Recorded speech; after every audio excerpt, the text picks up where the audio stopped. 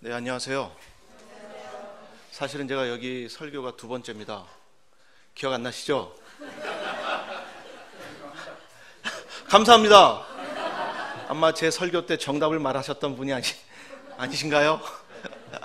성가대 쪽에서 대답을 한번 제가 질문을 그때 한 적이 있었는데 정답이 나왔었어요. 근데 물론 상금은 없었죠. 네.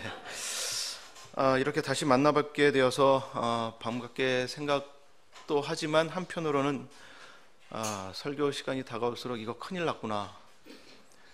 정경일 원장님께서 저한테 포스트 휴먼 가지고 설교를 해라. 이게 제정신인가? 포스트 휴먼 가지고 강의는 해보겠는데 설교라니. 대답을 해놓고 생각해보니까 이게 말이 안 되는 거예요. 강의는 좀 해봤는데 이게 어떻게 설교가 될까요? 참 막막했습니다. 그러니까 이제 여러분께서 이제 과연 이게 가능한가를 시험하는 시험 대상이 이제 되시는 거죠. 전 처음으로 한번 시험해보고 여기서 반응이 괜찮다. 다른 곳에도 한번 설교를 시도해 보도록 하겠습니다. 게다가 이게 30분 만에 20분 원래 말씀하셨는데 도저히 20분 가지고 도대체 뭘 얘기하라는 거냐. 그래서 30분까지 어떻게 최선을 다해서 달려보도록 하겠습니다. 제목은 공감과 희생, 인간 이후의 영성이라고 여러분들에게 알려드렸는데 전 4차 산업혁명 얘기하고 포스트 휴먼 얘기 좀 해서 그걸 버무려서 현 상황을 진단하고 그 다음에 그걸 어떻게 우리 신앙인으로서 맞아들이고 새로운 대안을 제시해 볼 수 있겠는가, 이 정도 얘기를 여러분들과 함께 나눌 수 있을 것 같습니다. 성공해야 될 텐데요. 자, 출발합니다.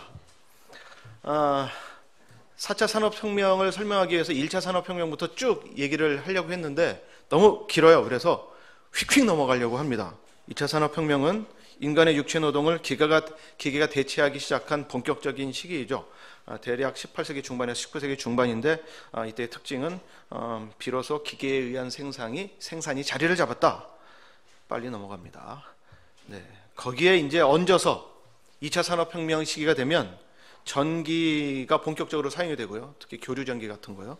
생산 조립 라인이 확립되죠. 포드주의라고 들어보셨을 겁니다. 대량 생산 체계가 이때쯤 도입이 되잖아요. 2차 산업혁명의 특징은 그래서 대량 생산이다. 이 정도로 이것도 휙 빨리 넘어가겠습니다. 왜? 우리는 4차 산업혁명이 중요하니까요. 네. 그 다음 3차 산업혁명은 디지털이 본격적으로 도입됐던 시기죠. 20세기 중후반인데 그 혜택은 지금도 계속되고 있습니다. 그 덕에 이것도 쓰고 이것도 쓰고 이것도 쓰고 그런 거죠. 그죠? 네.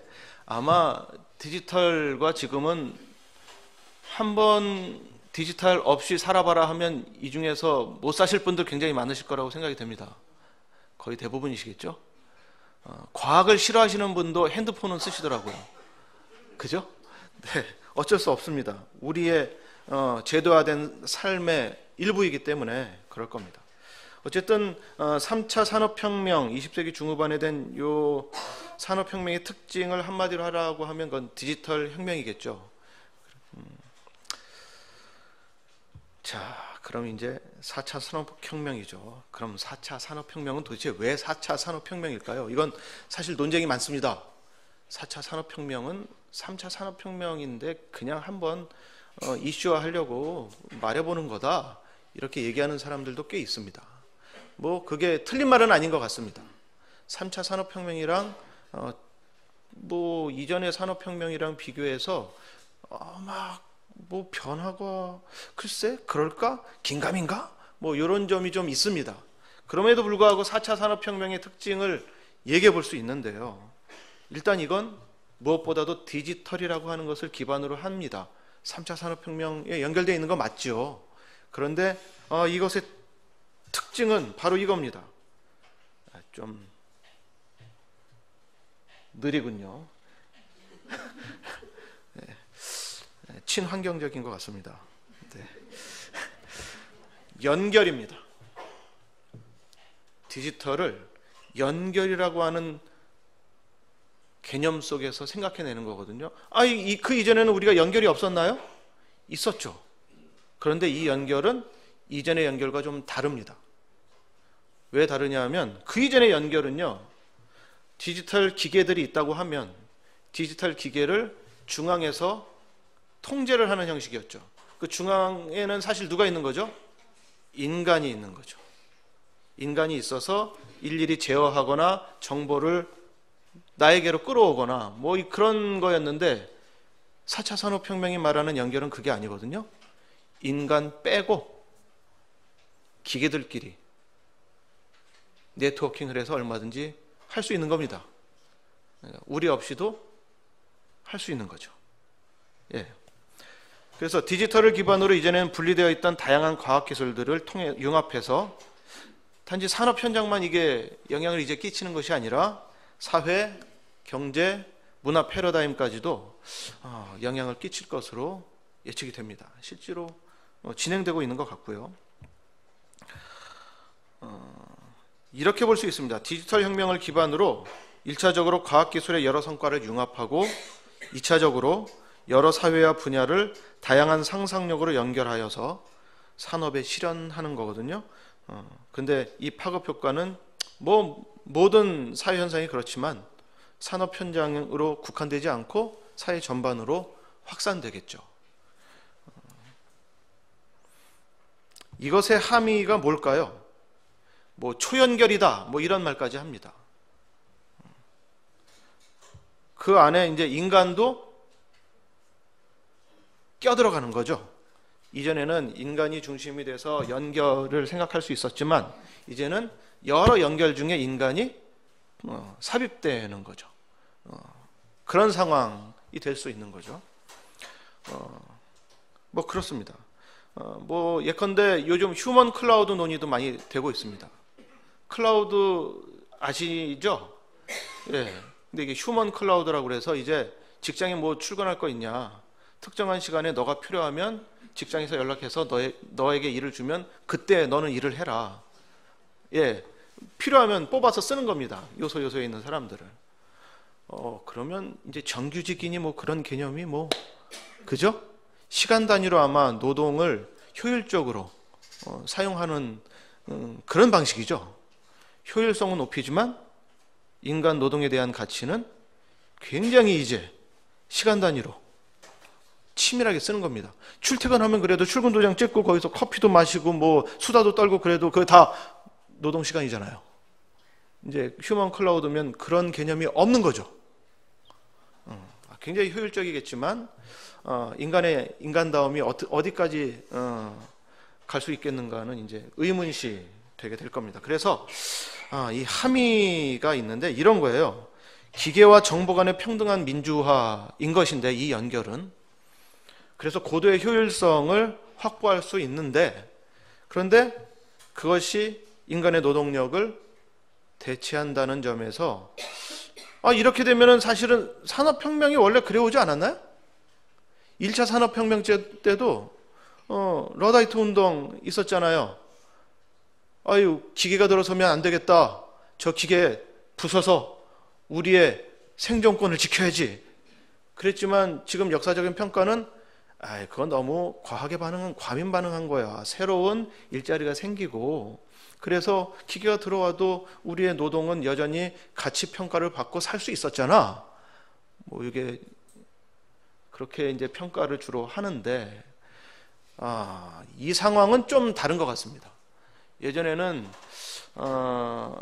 인간의 노동력을 대체하고 나면 새로운 노동 현장이 새로운 산업 현장이 창출됐는데 지금은 그게 좀 제한적일 것 같습니다.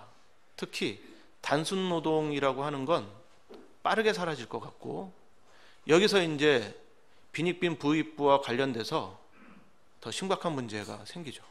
실제로 4차 산업혁명을 예측하는 많은 사람들이 우선적으로 사라질 직종은 단순 직종이다. 그러니까 전문직이 아니다 얘기를 합니다. 그렇겠죠. 예전에는 단순 직종에 있던 사람들이 다른 방식으로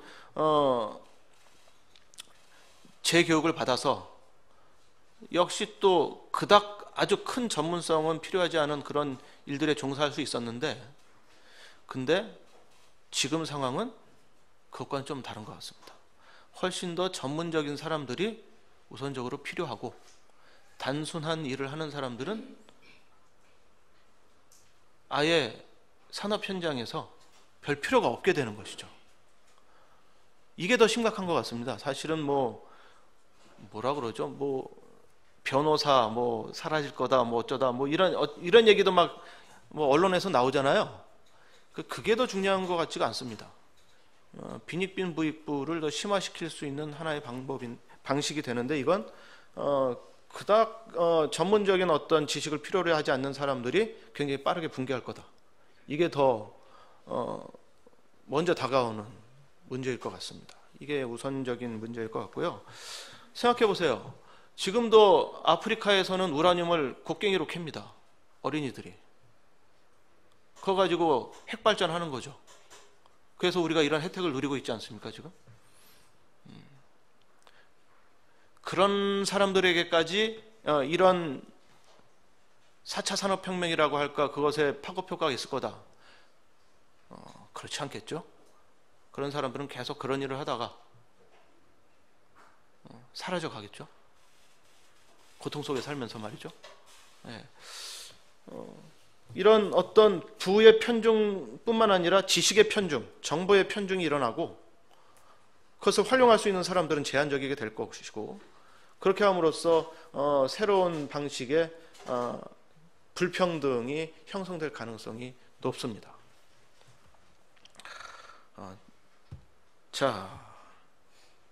디지털 기술을 기반으로 한 산업 현장이 연결되고 난 결과는 그래서 이런 방식의 인간 노동의 분리일 가능성이 있습니다.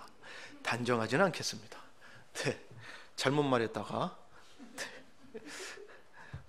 예측입니다. 네.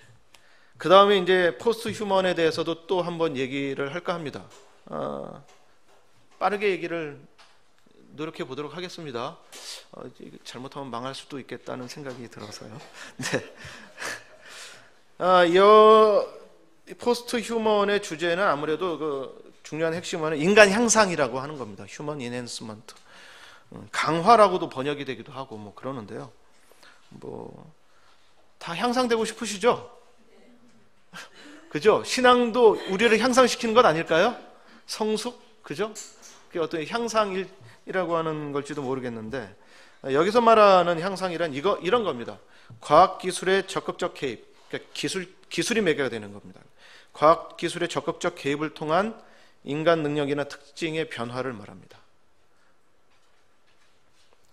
포스트 휴먼이라고 하는 말을 하면서 인간 향상을 얘기할 땐 과학기술을 통해서 우리가 뭔가 더 향상되겠다, 이런 뜻이란 얘기입니다.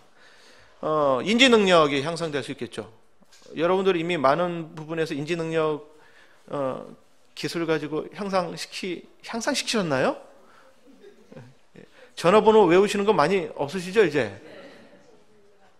그 대신 굉장히 많은 전화번호를 순식간에 찾으실 수 있잖아요. 향상됐네요. 그죠? 예전에는 어디지 뒀더라, 그죠? 그렇지 않습니다. 그냥 한번 단순하게 누르면 됩니다. 내 몸 바깥인 것 같긴 합니다만 접속할 수 있으니까요. 그죠? 연결되어 있으니까요. 감정적 기능도 향상될 수 있죠. 기술을 통해서 정신적 치료도 일종의 이런 향상이라고 할 수 있습니다. 그죠? 기술적 개입을 통해서 우리가 정신적인 여러 가지 과정을 신경학적으로 처리를 해서 좀 완화시키기도 하고, 그죠? 극대화시키기도 하고, 그렇지 않습니까? 약 하나 먹으면 초인적인 능력을 발휘할 수도 있잖아요.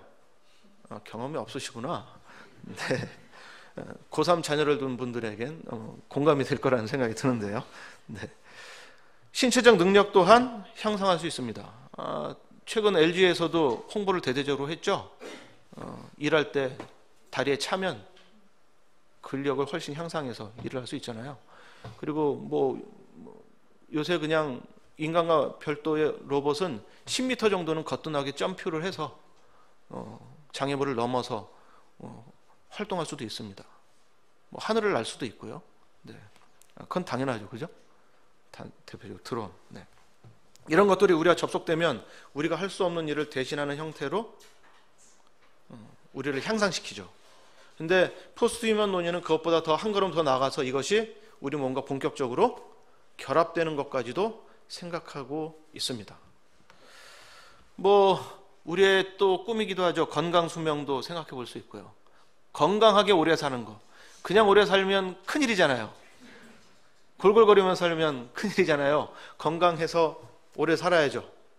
이것 또한 인간 향상의 주제고, 사실 여러분들 과학과 기술의 개입을 통해서 이걸 해결하려고 하는 것에 관심이 있으신 분들 많으실걸요?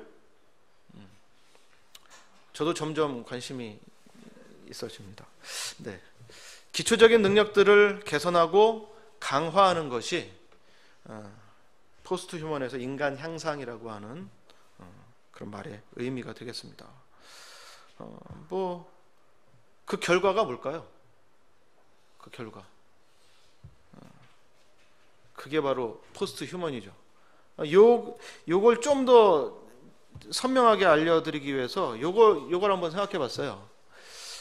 인간 모두가 다 자기 몸을 일정하게 유지하고 그걸 통해서 이것저것을 잘 왔다 갔다 하고 일도 잘 처리할 수 있고, 예컨대 우리가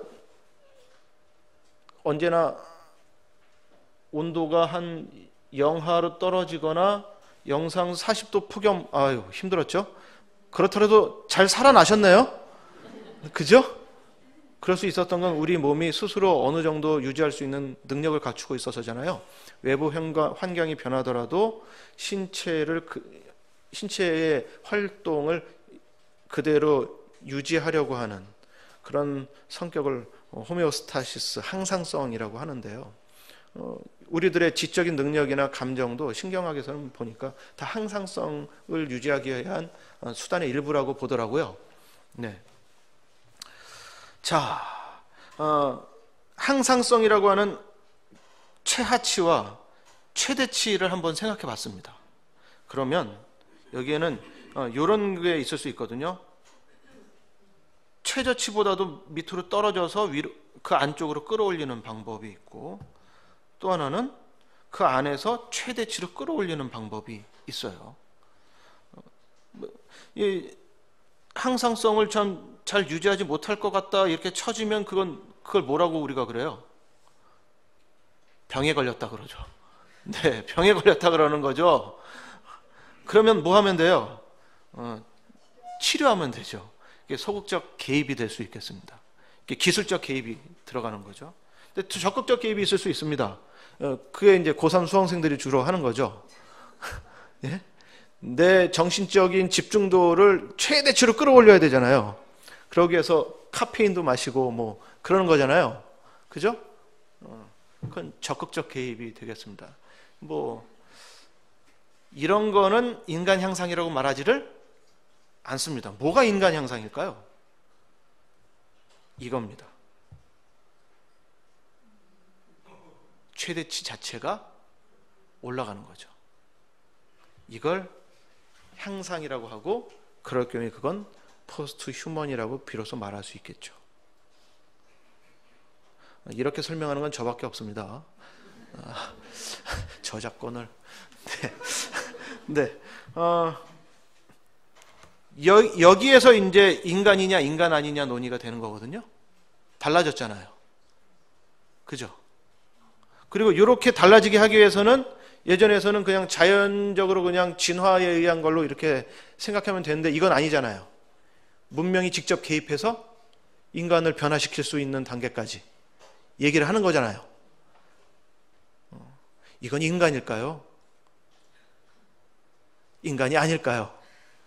예, 어떤 분은 지금 인간 아니야 라고 생각하시는 분도 계시고, 그래도 그것도 인간이지라고 생각하시는 분도 있으실 거라고 생각합니다.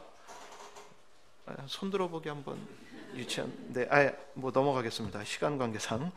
자, 아닌 게 아니라 인간 향상을 보는 두 가지 시각을 크게 나눌 수 있습니다. 하나가 포스트 휴머니즘이고요. 다른 하나는 포스트 휴머니즘입니다. 포스트 휴먼 자체를 긍정적으로 생각하는 거예요. 인간 향상을 통해 지금까지와 다른 새로운 존재, 포스트 휴먼의 출현이 가능하고 이것은 인간의 연장이다. 이렇게 보는 거죠. 그러니까 어떻게 해야 돼요? 여전히 인간이므로 열심히 그런 포스트 휴먼을 추구해야지. 뭐 이렇게 보는 거고요. 포스트 휴머니즘은 휴머니즘 이후라고 보는 거예요. 포스트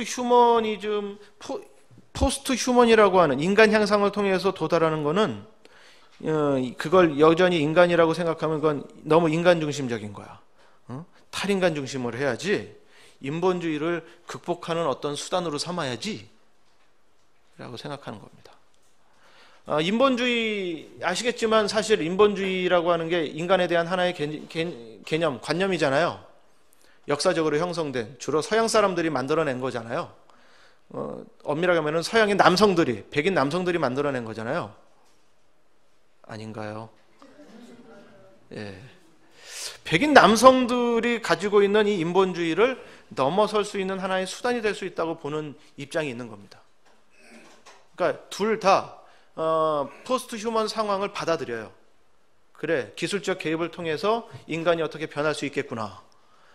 근데 한쪽은 그건 인본주의의 연장이야. 인간을 더욱 놀라운 인간이 되게 만드는 거지 생각하는 쪽인가 하면, 다른 한쪽은 그렇게 생각하면 안 돼. 그러면 새로운 고통을 또 만들어내겠지? 그렇게 생각하지 마. 이걸 통해서 기계 또한, 자연 또한, 여성 또한 남성 중심으로 형성된 이 인본주의를 깰 수 있는 하나의 수단을 형성해 가는 거야. 그것을 포스트 휴머니 또한 할 수 있게 기여할 수 있어. 이렇게 생각을 해주는 거죠. 그래서 포스트 휴머니즘으로 보는 겁니다. 여러분들은 어떤 생각이신지 모르겠습니다. 둘 다 아니다. 뭐 상관없습니다만 뭐. 네. 자, 여기까지 설명하고 나서 이제 4차 산업혁명과 포스트 휴머니즘을 연결하는 작업을 한번 해보도록 하겠습니다. 아까 4차 산업혁명의 특징은 디지털 기반으로 한 연결이라고 말씀을 드렸죠. 그죠? 포스트 휴먼의 특징은 포스트, 벗어남이죠. 탈하는 거죠. 근데 연결되는 것과 벗어나는 것은 사실 다른 것처럼 보이지만 문법이 같습니다. 왜 그러냐? 4차 산업혁명이 한쪽에 있고 포스트 휴먼이 한쪽에 있습니다. 한쪽은 디지털 기반의 연결이고 다른 쪽은 기술적 매개에 의한 벗어남이죠. 그런데 4차 산업혁명은 아까 말씀드렸다시피 인간 노동의 분리 가능성이 있다고 말씀을 드렸습니다. 그런데 포스트 휴먼은 어떤 논쟁을 불러일으키냐면 인간 다음으로부터의 분리 이야기할 수 있다고 말씀을 드렸습니다. 자, 저는요, 이런 상황이 궁극적으로 아주 나쁜 상황이다. 4차 산업혁명, 그러니까 여기 성과들은 바람직하지 않은 거니까 우리가 배척해야 된다라든지, 기술적 매개에 의해서 인본주의가 향상될 수 있으니까 인간과 이 기계들이 막 자유롭게 접속하고 신체의 일부를 대신하고 뭐 이렇게 하는 거, 아이고 그럼 큰일 나지, 이렇게까지 생각하지 않습니다. 저는 오히려 이것이 어떤 토양에서 논의되고 있는가가 더 중요하다고 저는 생각합니다. 근데 우리가 지금 이걸 논의하고 있는 토양은 이거거든요. 과학기술이 자본주의와 결합해서 만들어낸 성과물들이거든요. 그래서 이것에 재투자되겠죠. 이 상황이 재투자되겠죠. 이게 우리의 상황이기 때문에 전 이 상황이 더 문제라고 생각을 합니다. 이것의 결과물은 우리가 어쩔 수 없이 핸드폰을 쓰듯이 우리에게 들이닥칠 거예요. 이제 남은 건 그걸 어떤 방식으로 우리가 미래를 위해서 쓸 수 있을 것이냐겠죠. 근데 우리의 상황은 현재로서는 이거라는 겁니다. 이것 때문에 이것들이 야기가 됐고 이제는 뉴턴 같은 천재과학자가 나올 수가 없습니다. 거대 자본과 결합된 거대한 연구 집단들이 과학적 성과를 내는 거지, 사과 하나 떨어지는 거 가지고 한번 써볼까? 천재네요. 이렇게 되기는 이제 불가능한 시대죠. 집단이 거대한 자본과 함께 만들어가는 겁니다.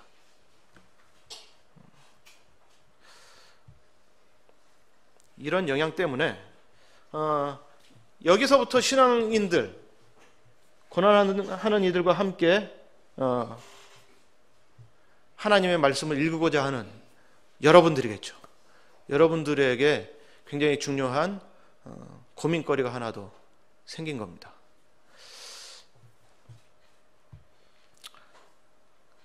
그 고민거리에 대한 대답을 제가 마련하기 위해서 한 2가지 정도를 생각했는데요. 지금 이미 시간 한 배에 실패했습니다. 제가 빠르게 넘어가야 될 것 같아요. 하나는 공감이고요. 공감, 여러분 공감이라고 하는 게 영어로는 뭐인 것 같습니까?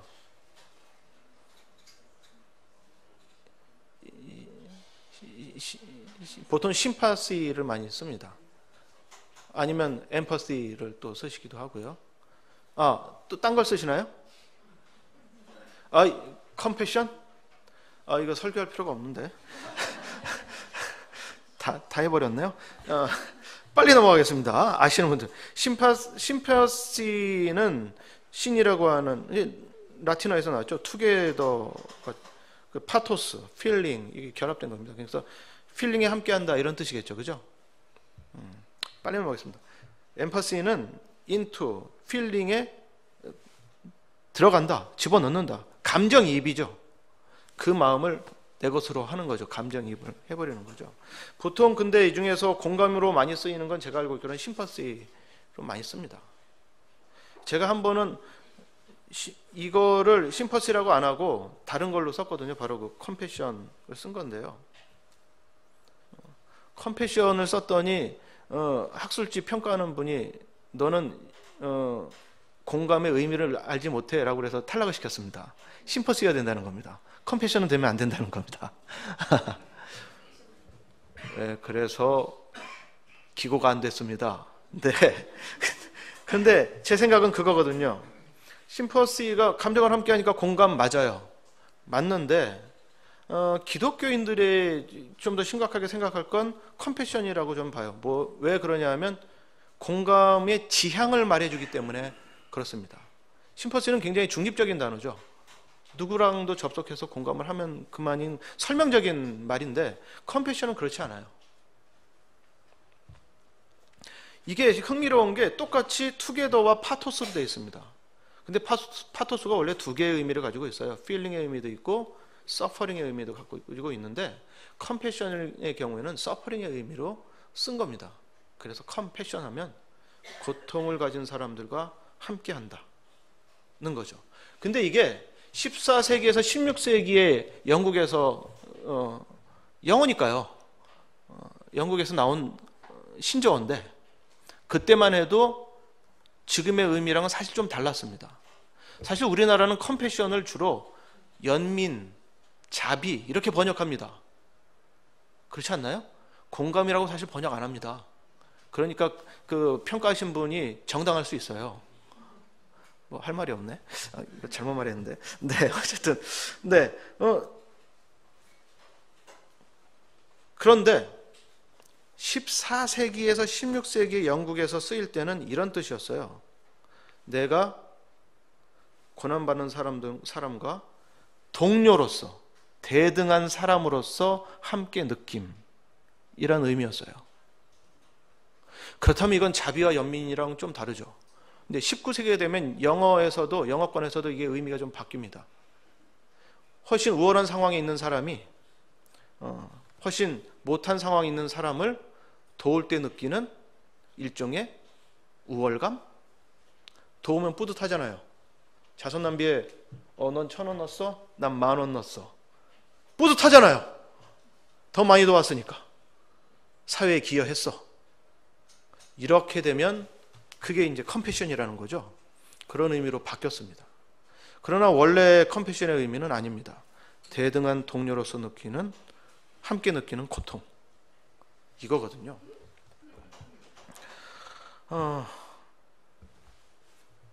예수의 비유와 KJV 성서를 그래서 한번 생각해 볼 수 있습니다. 이게 어떻게 신앙으로 들어갈 수 있는가를 이제 생각해 보려는 거예요. 킹 제임스 버전 성서는 사실 뭐 문제도 많이 있습니다만 최초로 번역된 영어 성서이기도 하고요. 이게 16세기에 번역됐습니다. 16세기예요. 그러니까 여기서 만일 컴패션이라고 하는 말이 쓰이면 그건 19세기 용법이 아니죠. 14세기에서 16세기 용법이죠. 이 말을 어디에 썼을까요?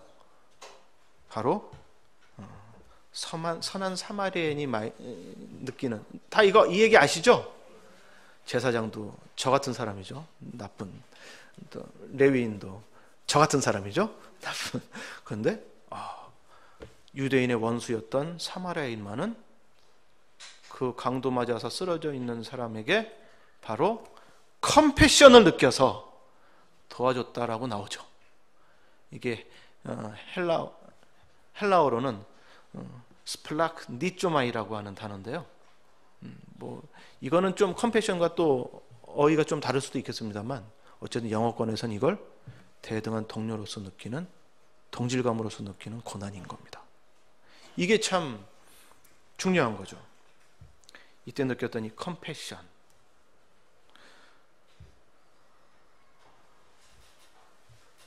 로마서에 이런 말이 나옵니다. 기뻐하는 사람들과 함께 기뻐하고 우는 사람들과 함께 우십시오. 뭐 이렇게까지만 얘기하면 뭐 기뻐하는 곳에 가서 기뻐하고 처신은 맞게 행동하라는 거지 뭐 이렇게 될 텐데, 이게 표준 세번역 성서에 보면 개정개혁에서는 잘 드러나지 않고요.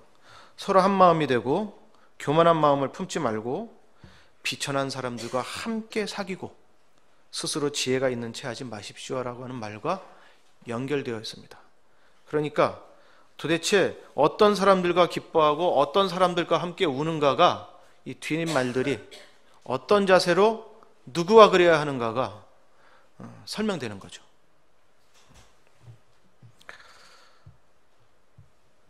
또 하나는 희생입니다.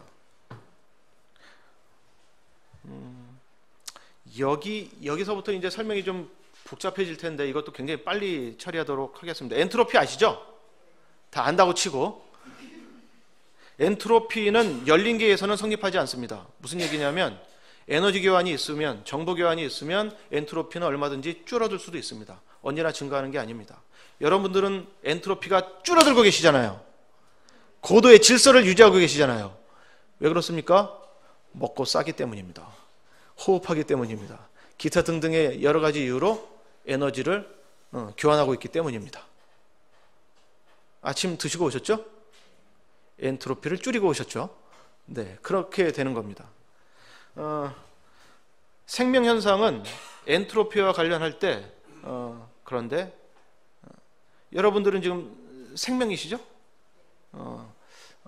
좀 더 심각하게 생각해 볼 거리를 제공해 줍니다. 엔트로피를 생각하면. 양자역학을 확립했던 사람 중에 슈레딩거라고 하는 학자가 있습니다. 그 사람이 마당발이라서 물리학만 하기가 좀 심심했던지 생명이란 무엇인가 라고 하는 책도 썼는데요. 생명도 내가 논해보겠다 뭐 이거죠. 거기에서 이런 말을 합니다. 생명은 네거티브 엔트로피를 먹고 산다. 네거티브 엔트로피를 먹고 산다. 그러니까 엔트로피가 증가하는 방향이 아니라 감소하는 방향으로 되는 게 이게 생명 현상이다 뭐 이런 얘기입니다. 그런데 이 우주는 전반적으로 엔트로피가 증가할까 하고 있을까요? 감소하고 있을까요? 증가하고 있습니다. 왜냐하면 닫힌 계이기 때문에 그렇습니다. 그러니까 우주 전체에는 들락날락하는 에너지가 없으니까 우주가 팽창하고 있으니까 팽창하면서 에너지는 점점 에너지 밀도는 떨어질 거고 그럼 점점 기온이 떨어지겠죠. 지금 현재 우주의 온도가 영하 2도 정도 되는데 더 떨어지겠죠. 그래서 영하 273.15도 정도 되면 완전히 멈춰 서겠죠. 그때까지 갈지 모르겠습니다만 절대 온도 0도라고 합니다. 그럼 모든 게 멈춰 섭니다. 우주가 그래서 아웃이 되겠죠. 그럼에도 불구하고 여러분들은 그런 경로를 선택하고 있지 않잖아요. 우주는 전체적으로 볼 때 엔트로피가 증가합니다. 자, 그러면 한번 생각해 보겠습니다. 이걸 우리 상황으로 돌려놓고 생각해 보겠습니다. 여러분들 돼지고기 좋아하시나요? 닭고기? 베지테리안도 계시겠죠? 그럼 그냥 배추를 잡도록 할까요? 배추. 그냥 죄송합니다만 그냥 선명하게 이해를 돕기 위해서 닭으로 하겠습니다. 오늘 어떤 분이 닭고기를 드셨다고 합시다. 아침에 닭고기를 드셨어요. 자, 그러면 그 닭은 엔트로피가 증가했습니까? 감소했습니까? 닭이요, 닭. 살아있던 닭이 산채로 드시진, 분명히 죽어서 죽은 놈을 드셨을 거 아니에요. 그죠? 그럼 닭은 엔트로피가 증가했어요? 감소했어요? 증가했죠. 자, 그걸 여러분들이 싹싹 발라서 다 드셨다고 합시다. 나는 한 마리, 닭 한 마리 다 드셨어요. 그럼 여러분들은 그 닭에 힘입어서 엔트로피가 감소하시겠죠. 여기서 질문입니다. 그러면 닭이 증가한 엔트로피와 여러분들이 그 닭을 순수하게 소화해서 감소한 엔트로피의 양은 같을까요? 다를까요? 다르죠. 그게 연력학 법칙이니까요. 효율은 100%가 없죠. 언제나 여러분들이 줄일 수 있는 엔트로피의 양은 닭이 증가한 엔트로피보다 적습니다. 무슨 얘기입니까? 이걸 인문학적으로 표현하면 닭의 희생은 언제나 우리가 그거 가지고 얻을 수 있는 것보다 훨씬 더 큽니다. 희생당하는 것들은 그것으로 인해서 누리는 사람들의 그 어떤 무게감보다 더 큰 희생을 하고 있는 겁니다. 이렇게 볼 수 있을지 모릅니다. 이게 생명 현상이고 생명들의 관계죠. 우리가 한시도 그러지 않고 못 살잖아요.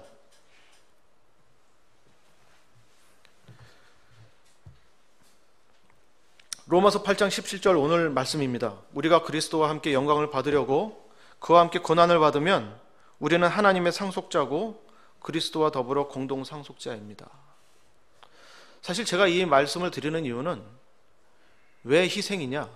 사실 희생 좋은 말이기도 하지만 사회에서 별로 좋아하지 않습니다. 왜 그렇죠? 희생당하는 자들의 고통을 너무 쉽게 얘기할 수 있다라는 거죠. 그럼에도 불구하고 우리는 희생을 얘기해야 된다고 생각합니다. 왜? 자본주의 사회에 살기 때문에. 자본주의 사회는 아까 기도에서 신자유주의도 말씀하셨습니다만 신자유주의가 그 무엇보다 시장 근본주의를 기반으로 하고 있죠. 시장이 자유롭게 돌아가게 냅둬라는 겁니다. 근데 시장의 원리가 뭡니까? 상생의 원리입니다. 대등한 교환이 근간입니다. 대등한 것끼리 교환을 하는 거지 대등하지 않은데 교환됐다고 생각하시면 여러분들 당장 기분 나쁘시잖아요. 10,000원 주고 샀는데 그거 원래 5,000원짜리 뭐 이렇게 돼버리면 성질 나시죠? 대등하다고 생각했던 것에 문제가 생겼기 때문에 그런 거죠. 시장은 근본적으로 상호 교환, 상호 교류, 대등한 것과의 교환을 근간으로 하고 있습니다. 이게 자본주의죠.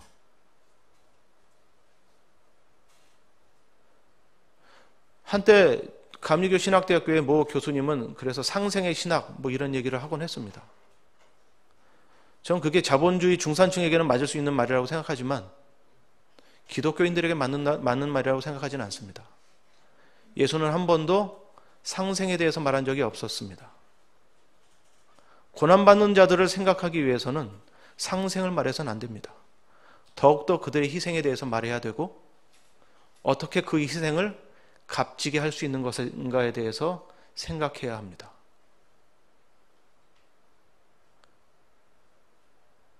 전 이게 굉장히 중요하다고 생각합니다. 왜 인간 노동이 분리가 됩니까? 왜 인간다움이 누구에게는 희소식이지만 누구에게는 절망과 고통이 될 수밖에 없을까요?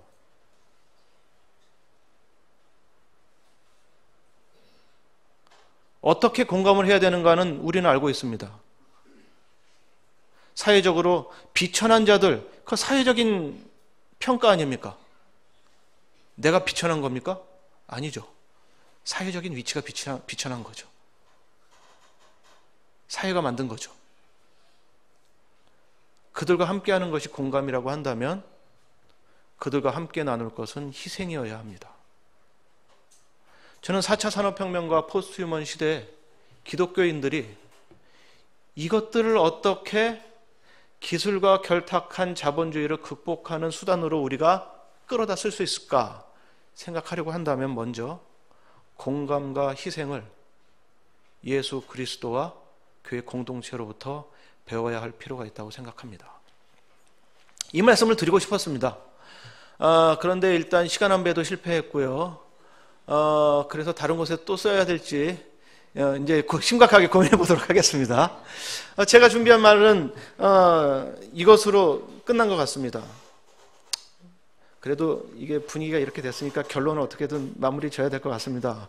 그래서 깔끔하게 말씀드리겠습니다. 로마서 8장 17절을 다시 한번 의미하며 읽도록 하겠습니다. 우리가 그리스도와 함께 영광을 받으려고 그와 함께 고난을 받으면 우리는 하나님의 상속자요 그리스도와 더불어 공동 상속자입니다. 예수 그리스도의 공감과 희생이 여러분들의 삶과도 함께 하시길 간절히 기원합니다. 예, 기도하나요? 기도하겠습니다. 사랑의 하나님, 우리가 가지고 누리는 것,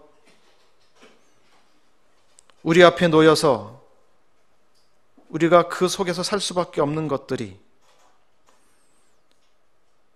하나님께서 예수를 통하여서 보여주셨던 공감과 희생의 영성 속에서 새롭게 부활할 수 있도록 저희 공동체와 저희 개개인의 삶을 돌보시고 이끌어 주시옵소서. 감사하며 예수 그리스도의 이름으로 기도하였습니다. 아멘.